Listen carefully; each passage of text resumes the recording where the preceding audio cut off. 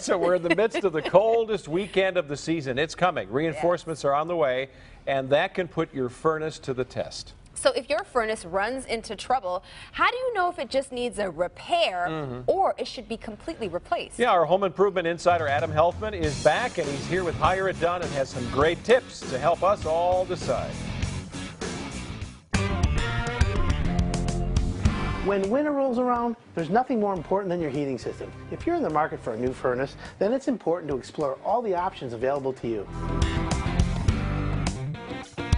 First things first, you got to ask yourself, repair or replace? Let me tell you what I think. Increased energy efficiency isn't always a good reason to replace a furnace that is still in good working order. I generally recommend replacing your old furnace if any of the following apply. It's more than 15 to 20 years old. It has a pilot light rather than an electronic or hot surface ignition. It does not have vent dampers or a draft fan, or it's an old coal burning furnace that's been converted to gas or oil. If you're still not sure, take the age of your furnace and multiply it by the cost of the repair. If that total is more than a new furnace, then you should absolutely get a new furnace. This is a high efficiency furnace. This furnace will heat a 3,500 square foot home. 10 years ago, the same furnace would be twice as big. Let's take a look at the technology inside so that we can see how things have improved. The better high efficiency furnaces use sealed combustion. What that means is it takes fresh air for the combustion from the outside, not the inside of your home. Another component of a high efficiency furnace is the variable capacity gas valve. It adjusts the capacity output in as small as 1% increments for the ultimate in precision comfort. Another component of a high efficiency furnace is a variable speed blower. They vary the speed of your blower as it distributes air through your home.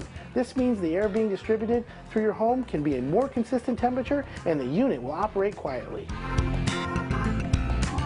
Now that you've got all this information about picking a new furnace, the number one most important aspect that you need to know as a homeowner is who's going to install it. Because the best furnace, if it's not installed properly, is worthless. So that's why it's so important to find the right contractor to install your furnace.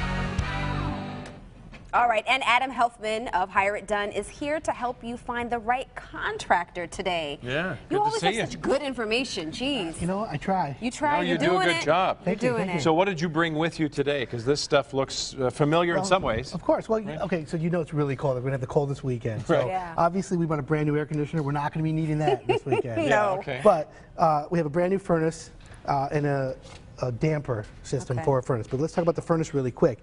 This is a 98% efficient furnace. That's crazy. Wow. So yeah, so if you have every dollar of gas you're going to be putting into your house for heating it, 98 cents goes to heating it. So that's pretty amazing. Yeah, 80% is the average furnace. So technology has come a long way. And that's some of the math you were talking about in the piece, right? So if you've got an old furnace, part of the efficiency equation to help you pay for this is to determine how much gas is going someplace else. Your money is flying out the window. Well, think about it. If you have an 80% furnace and you upgrade to a 98%, okay, that's 18% difference. That's immediately savings in dollars. It goes right off your bill in the heating season. Very good. So that's really good. Again, the key individual point here is you can get the best furnace, but if it's not installed properly, it's worthless. So the other point of that is to make sure you get the right contractor who knows what he's doing, certified by the manufacturer and things like that. So the other thing is, if you're a homeowner and you already have a newer furnace, but you got a room, you know, the furnace is down here, but the room, like we talked about earlier, is up in the corner. What are you going to do? So this is what we call a zone damper. And basically, the zone damper has its own thermostat, which is really small, on the wall.